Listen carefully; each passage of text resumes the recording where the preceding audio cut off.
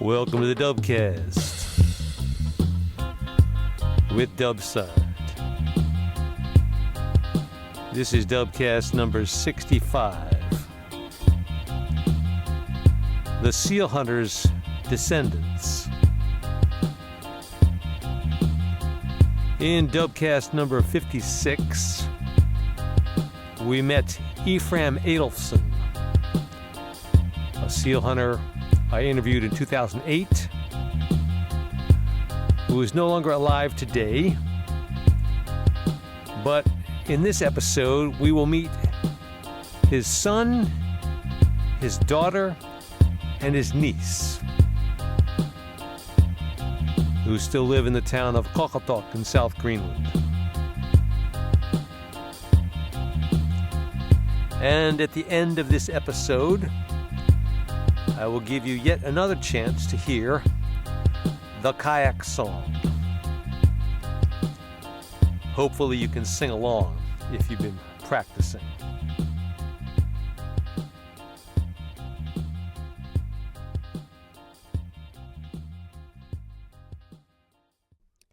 In episodes 63 and 64, you heard about my trip to Greenland the summer of 2024 and how I was 3 days late in getting there, and how I did a few of the events and stayed at the school and got all settled in. Well, picking up from that narrative, I got to Qaqortoq on a Saturday, and by Sunday or Monday, I had located a woman named Heidi, who still runs you could call it sort of a hotel. I guess maybe it's a hostel hotel. Anyway, place for people to stay.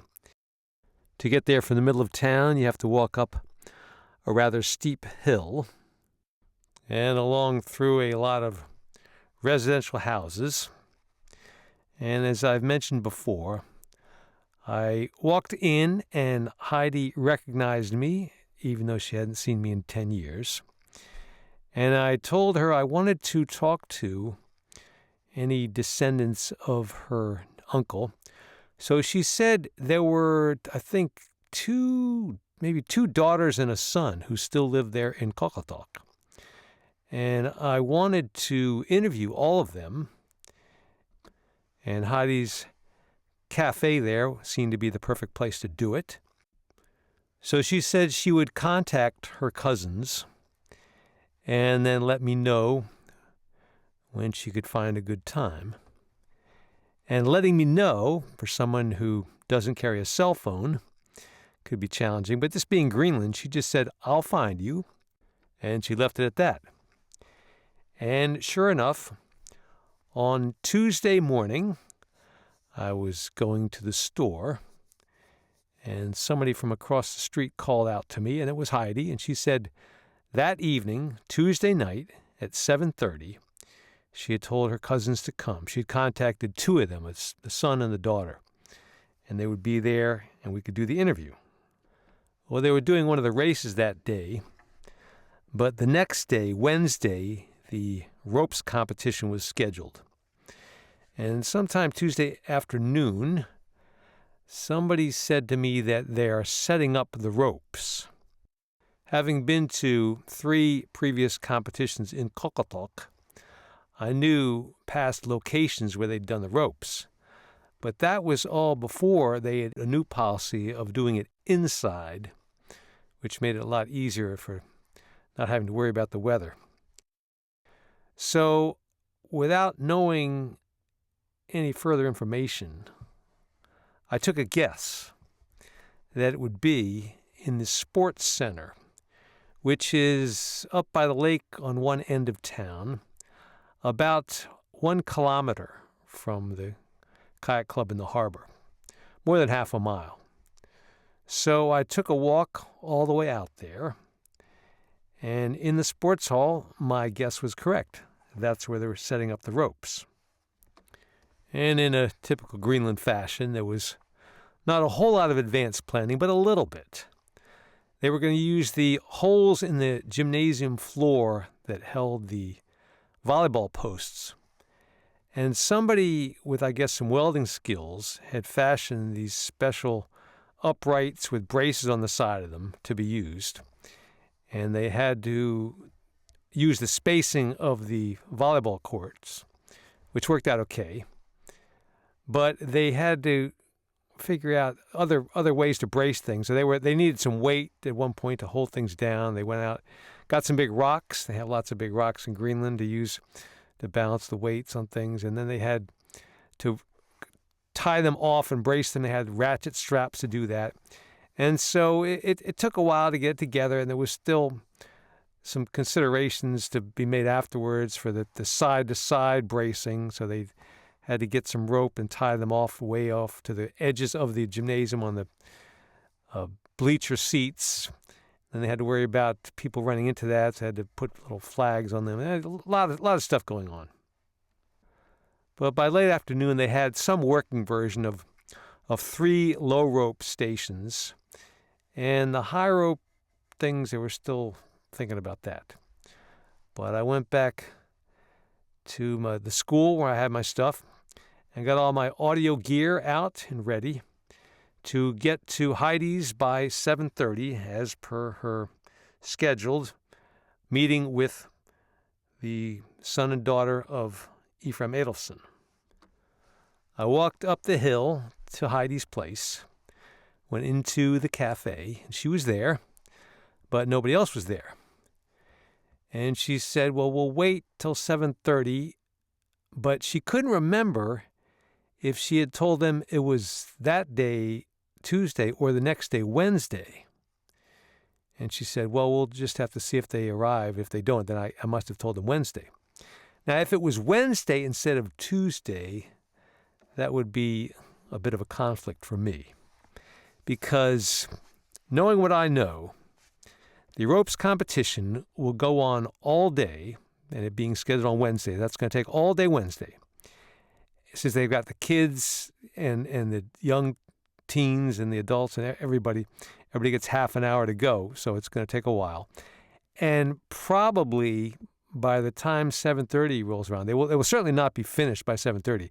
The top competitors may be going about that time. So for me to have to skip that to do the interview would be unfavorable. So 7:30 comes, 7:45 comes, and it becomes apparent that the son and daughter of Efraim Adolfson are not coming on Tuesday. It must have been that Heidi told them it was be Wednesday.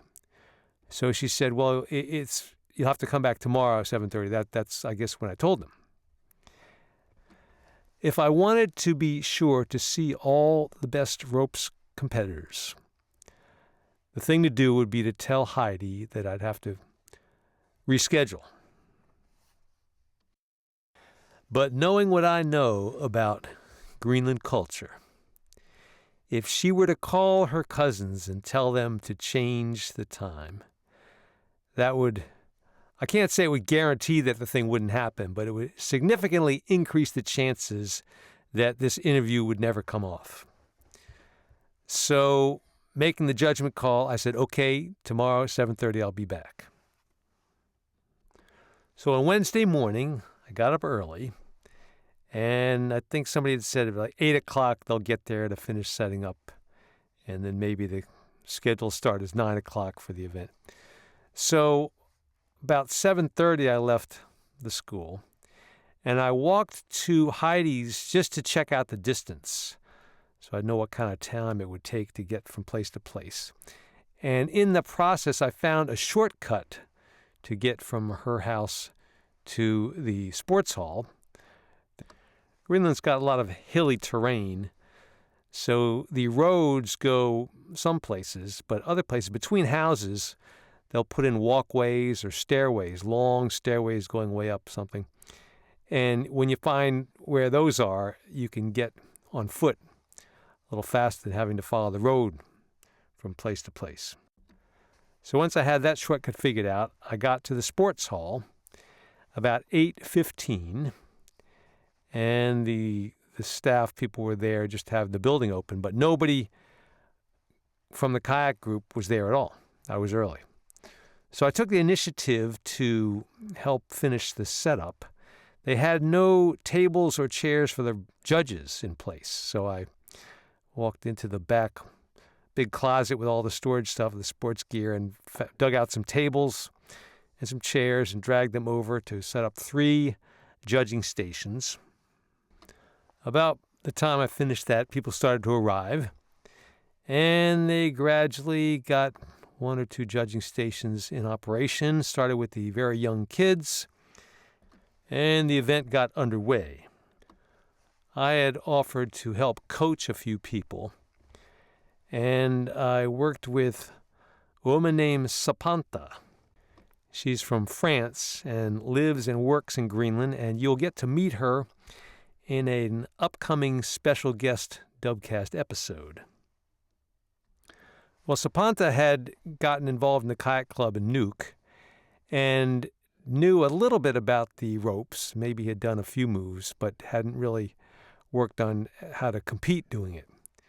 So while the other younger kids were competing, on the end of the ropes large setup, there was a third station wasn't being used. So we went over there and I coached her through some of the moves. And there was a younger girl named Paningwak from East Greenland, the East Greenland team there, had 4 or 5 kids. And she needed some help coaching, and she had some skills. She had done quite a bit of practicing, so I worked with her a little bit and saw that she could easily get the 20-point minimum score for qualifying. Well, by 4 or 5 o'clock in the afternoon, they had all 3 judging stations going, and the main organizer asked me if I could do some of the judging. I kind of expected they would ask me that, and I was happy to comply. But that meant I would not be able to coach the 2 people I just worked with. So judging them instead of coaching them kind of harkens back to Karen Marie Jensen, who I described in a previous Dubcast. Ended up judging her rather than coaching her. Well, they were just starting in on some of the adult categories in the 20 to 34-year group and some of the top competitors. But it was about getting past 7 o'clock, and I had an appointment with Heidi. So I grabbed all my things, all my recording gear that I'd brought there, and left and walked as fast as I could to Heidi's. And we can continue the rest of the story as if you were right there. Are you about to be ready? Yeah. So, my name is Dubside, and today is Wednesday, right? Yes, And it's the 17th of July. exactly. And we are this is Cafe Heidi Moot. Mm-hmm. All right. And Heidi is the person who runs it, Mm-hmm. right? Mm-hmm. Okay. And then we have Peter. Yeah. And so your last name is Adolfson? Yeah, Peter yeah. Adolfson? Yeah. أدقة And Akaka. أدقة Adaka. ILEQA. ILEQA. Yeah. Alaka. Yes. Oh, yeah. Like the Alaka Hammond was the prime. Yes. Yeah. Okay. I And got was it. me. I got it. Yeah. A. This is Fredrickson. Alaka and Peter, you are the son and daughter of Efraim Adolfson, right? Yes.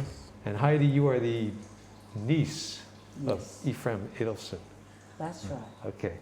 So I will tell you first about how I came to know your father and your uncle. And we have a kayak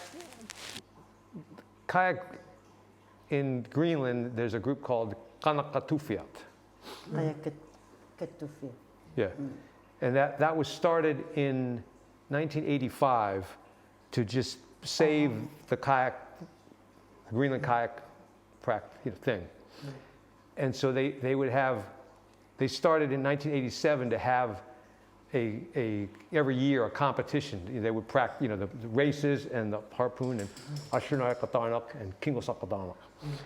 And so I started to come, they started in 2000, they said foreigners could come for the competition. So I came in 2004, and the competition, sometimes it's in Ilulissat or Nuuk or Sisimiut or Qaqortoq or Pamiut or other places.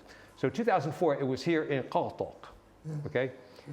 And that was my first time. And then I came again 2006, it was in Simiut. And then 2008, it was here again. Do you remember that at all? Yeah. Yes? Yes. Okay. And so in 2008, I had a video camera and I was taping the competition. And there was another woman there who also had a video camera, and we were doing things together. And there was a guy from KNR, with the TV guy with a big camera. And we're filming the kayaks, and local people come and see, they watch things going on. And I see, there's people I see, each day they walk around. And there was this one little short guy, old guy. And the KNR guy one day, he said, "You see that guy there? That's one of the oldest seal hunters in this area." And I said, that's a real seal hunter? Whoa. I said, well, I should interview him. And so the woman who was with me, the other woman with the camera who I met there, I said to her, "Hey, this guy, he's a real seal hunter. He's not still, it's retired from that, but he was a real seal hunter." And she's a Greenlander. She was from Nuuk, and she knew that was very important. So she arranged for us to go to the guy. And this is Efraim, your father. She arranged for us to go to his house one day in the afternoon and talk to him in his living room. And so we did. We brought our cameras and we asked him all about kayaking. And I told her in English, ask him about this, ask him these things. And she would say in Greenlandic to him. I didn't know what he was saying, but I wanted to record all of it. And so he talked to us for an hour or so. And then, so we finished and we said goodbye, but we both realized that was so special. We wanted to get as much as possible. So we called him up and we came back a second day and we did it again. And we talked to him about more things. And I didn't get the translation until like a year or two later when they sent it to me what he said. And then when I got all that, I was amazed that he was talking about how when he grew up and his things that happened in his life, and then yes. Okay, yes. Yeah. Continue. Yeah. And he said he was born in 1925. Yeah. And he had a brother who was a kayaker who died kayaking. Yeah. And then he said his much older than our father. His name is David. Yeah. That was the brother. Yes, Yeah. oldest brother. Okay. Yes. And so Ephraim said that his father, I guess your grandfather was a priest. Abasi? Yeah. Ayoki. Ayoki. Okay. Yeah. I know. Ayoki, Yeah. priest, Ayoki. help. Yeah. Catechist. Catechist. Yeah. Yeah. And so he said that his father didn't want him to be a kayaker because of his brother, but he did anyway. Is that, yeah? Okay. Wow. And so, and he lived not in Qaqortoq, but where was it? Akiliausa. Yeah. How far is that from here? From maybe 10 kilometers, I think. 50, 60? Okay. Okay. To the south or to the north of here? South. The south, yeah. Okay. We have a map, actually. Okay. Well, that's okay. Just an idea. So, do you know Aslutupa? Aslutupa Super.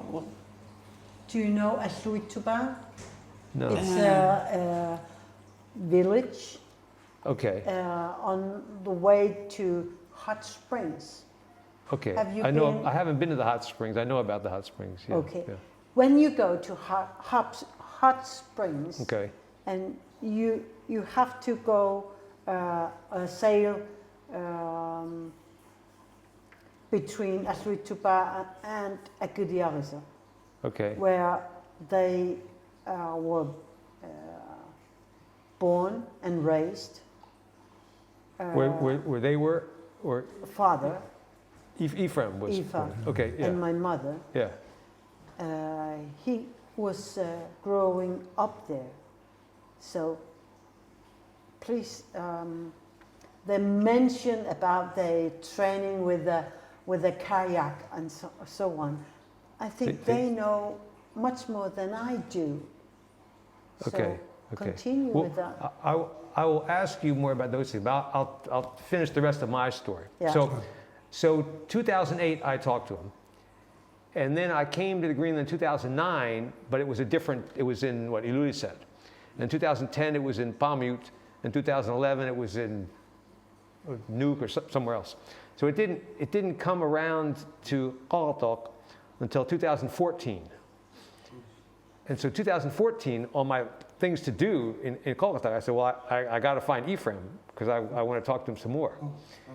And I think the people said, Heidi's here, and she said, he's gone. And I was very sad.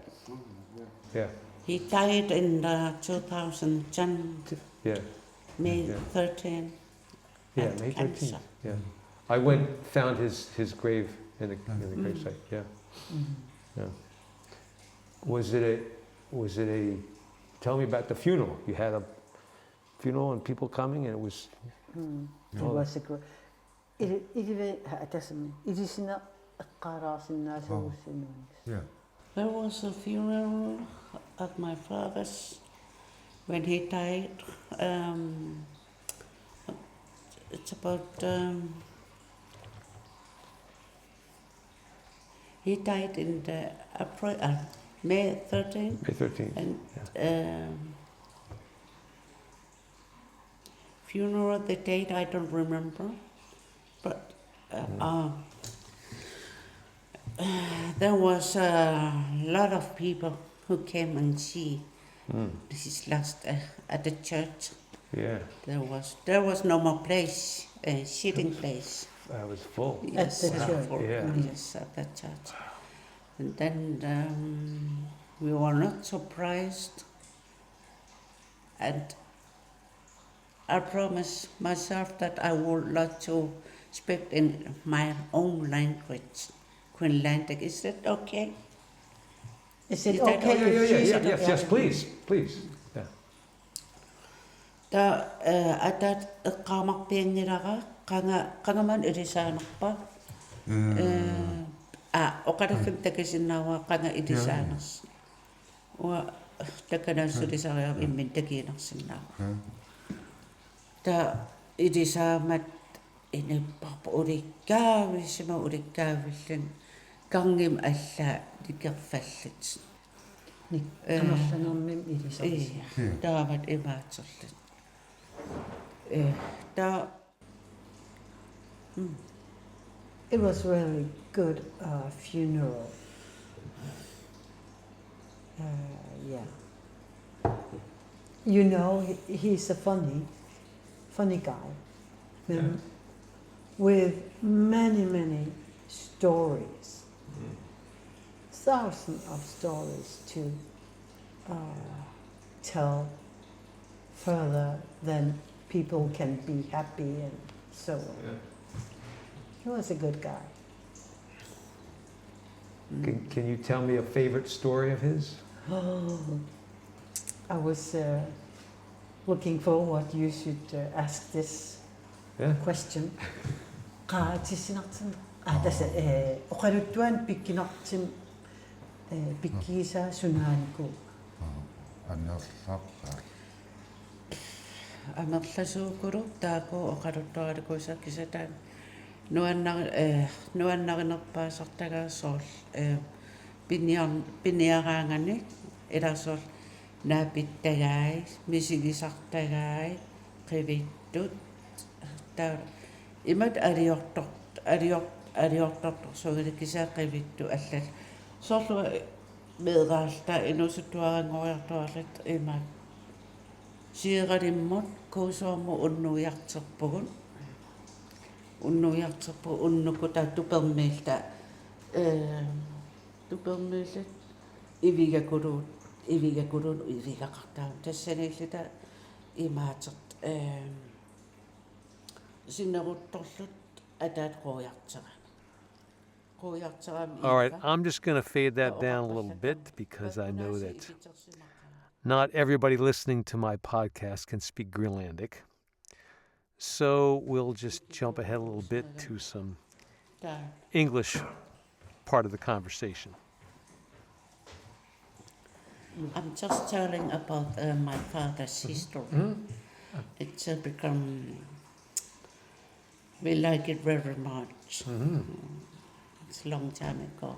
Yeah. And I love to listen to his history all the time. And he loved to tell us about that. It's not only me and his friends around him. And they love to visit him. He's very kind, and he will like to give food or something else like that. So always kind. With young people, you come and visit him almost every day. So how long, the little house by the harbor there that right by the harbor, that there was that row of houses, and the house was his. That's where I went to see him. Was that where he lived for a long time at the end of his life? No, he lived up on the hill. Okay. In the green house. Okay. What kind of house?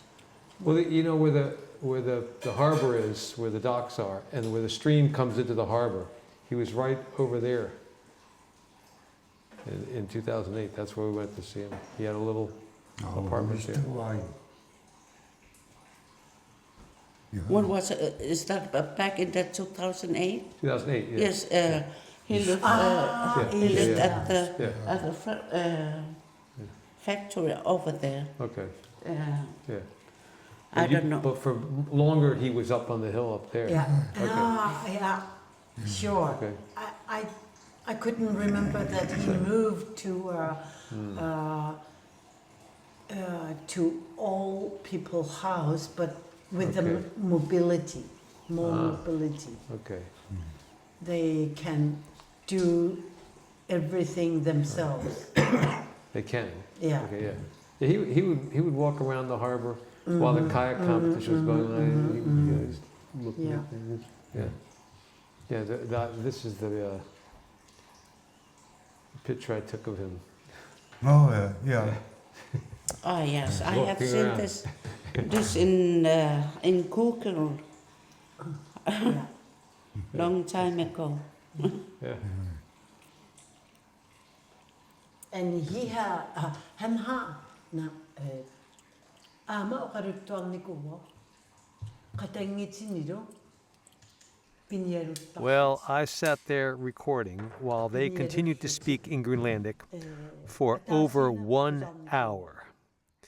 And they were really enjoying reminiscing about their father and uncle. Nudiat affin mal appa uyat tollo. Iya. Iga ikkittaral. Nudiat affin mal pissa uyat tollo. Eri sepel.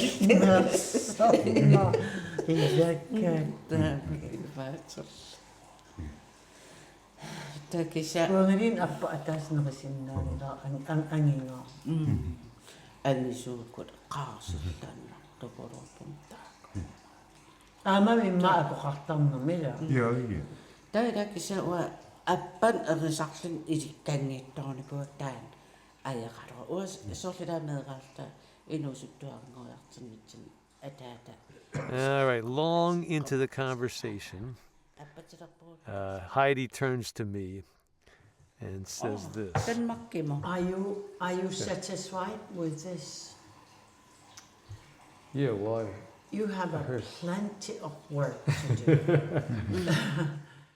and I took that to mean she was not going to translate the whole thing later on for me. I was able to pick out a word or two. So the beginning of the story, there was a kivitok was in there somewhere, right? Yeah. I heard that. Yeah. I know about kivitok. Yes. Yeah. But And Angakok shaman. Engakok. Yes. Yeah, the shaman, yeah. And about an hour and a half after we started, I attempted to wrap it up for the evening. Well, so when I came, the video that I took, the two different times I came, I have a copy of that on this. So I want you can copy it and you can have this. So that's all, you can see what I took, him in his living room. Yeah, it's on Can here. I take this one? Yep, yes. In my Um, Kuperjachli imagine. yeah. You can.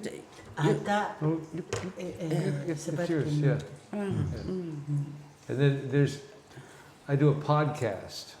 You know what podcast? Yes. Yeah, the kids listen to podcasts. We old folks. Oh, I do one. It's about kayaking and things. And it's mostly in English, but I talk about Greenland things. So this is my.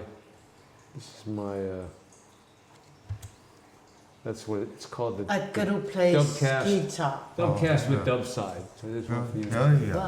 And so there's one of the episodes is number 56. I tell the story of coming here and Ephraim and that whole story. And so that episode, just the audio of that, it's just audio. That's on there too. Oh, okay. So if you listen, I mean it's in English, but They understand. but I'm very happy. I really don't know if my father Ephraim told you about the Angakokachaya. She was one of the very powerful Angakok. Okay, yeah, he might have And, said something. Yeah. 18th centuries, beginning of 1900. Okay. I think Yes. this Well, was the story you got. that he told. You told me. You already Okay. Yeah. And have I it. guess is. I Could be, guess yeah, it's, yeah. it was. one of his stories. Yeah. Right. Yeah. He said that he had to stop kayaking because he got, in the translation it said gig or something where his muscles wouldn't. Yeah. Git. Yeah. Well, do you know when that was? What year? 1959. Yeah. Yeah. So that was before you were born. He had to stop. Yeah. kayaking. Ah, okay. Yeah. You were born in 1968. Okay. Yeah. But I would like to copy this one. Yeah. You take that and copy them. Whatever okay. you. Yeah, it's all Yes. yours. Yeah. Tunjeraatissapa, siammartissapa. Oh, okay. Illiqatangitsinnuaama, ilaqiten tamammi. No, okay, yeah. This is picture of my father. That the picture I showed you is on there. Yeah. It's on there. Yeah. Interviewing. But all really? the video in this house is all the whole video is on there. Wow. Yes, the whole thing. The whole Oh, thing. thank you. He when we were there, there's a movie called The Wedding of Apollo. Yeah. And he said, and he put it in his TV, and he said, "Watch this." He said, Okay. I think he was trying to tell you that our culture is like this, yeah. but he couldn't tell you. So you have to Right. see this movie, Yeah. then you Right. understand Yeah. our culture. Yeah. Sorry, I It's am okay. tired. So all I need to do is take a picture of all of you, and then everything's fine. Yeah. So Yeah. get in some.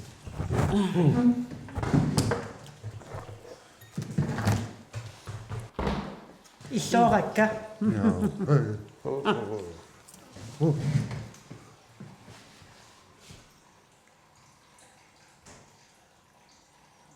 think I got it. Ja, Ja, Gooi het ja. op. ja. Is Ja, dit zo? Iwan, Imata. imata ang wa. Kaya tuan ila kita. dit is het. Ja, ja.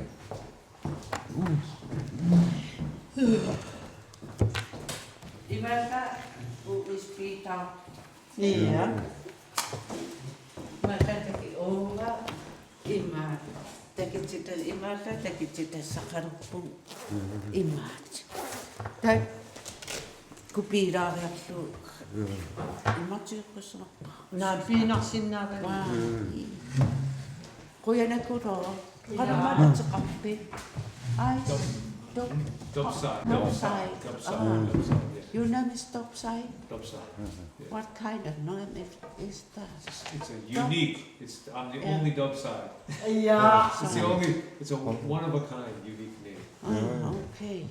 When you talk and tell stories, I can see Efraim in you. No, I ja. can see. Ja, ja. Oh. You saw with this Oh, yeah. body Yeah, language. He used to do something like that. When he shit that. Yeah. Ja, Thank you. Have a Yes. we do. nice evening. Yes. Takus. Ja, kaya na ko lang. Nu er What a day. Yeah. Well, having accomplished that particular mission in Greenland, I left Heidi's about a little before 9:30 in the evening and got back over to the sports hall through the shortcut I'd discovered before, somewhat before 10 o'clock, maybe 9:45. And as I expected, it was still going on.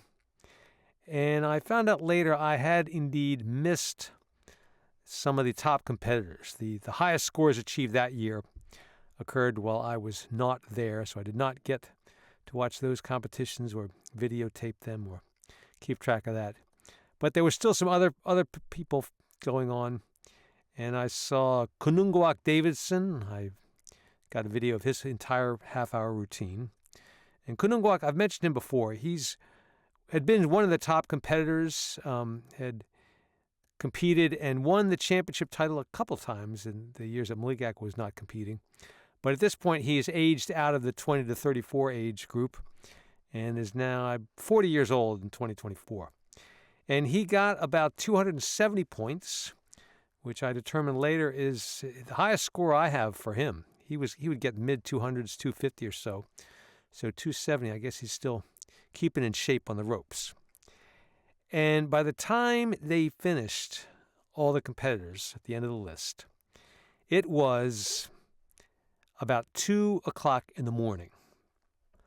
So I walked back to the school.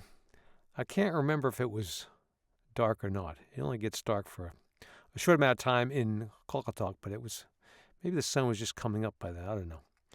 So I went to bed a lot later than I usually go to bed, and it was a very full day.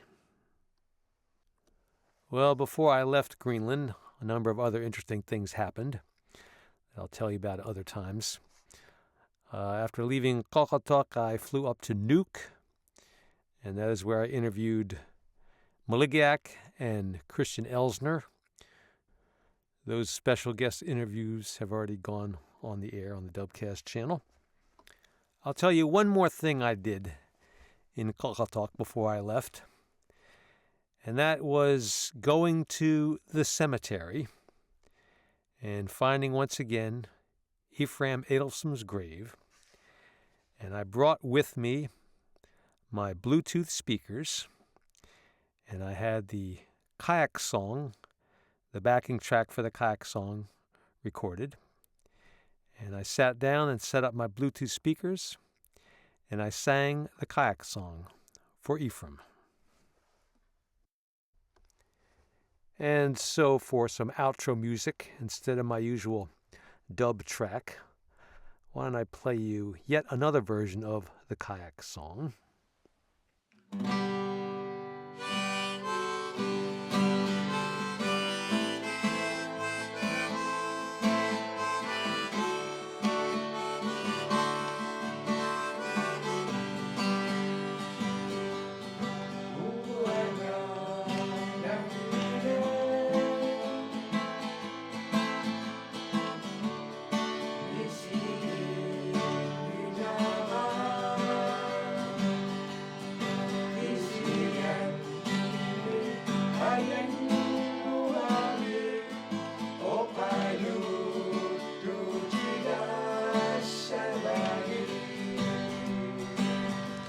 All right, I'm going to talk over this a little bit, because I hope you're quite familiar with this song. I've done many, many versions of it in past episodes of the Dubcast.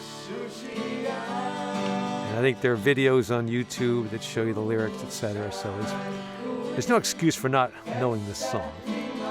So this occurred my last day in Nuuk, when I was able to go to the house of, well, I've mentioned Ungak Tobiasen, who is one of the kayak competitors. I met him the first time in 2004. So 20 years later, we went to his brother's house, who's somewhat of a musician.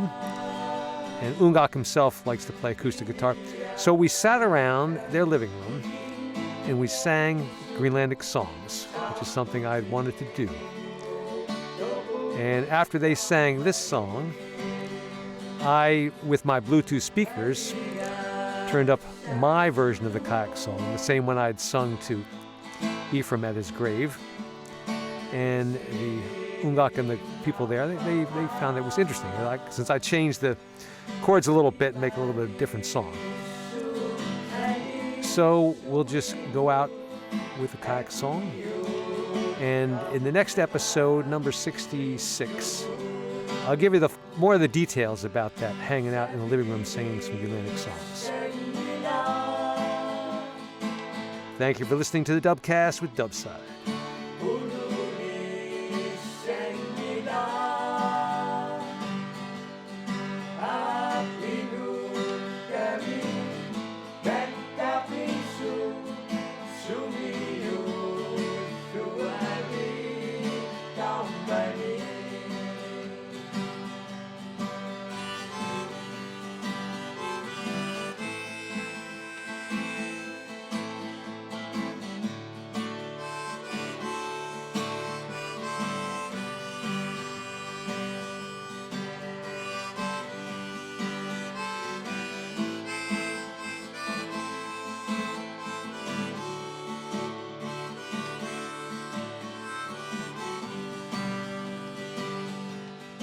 Happy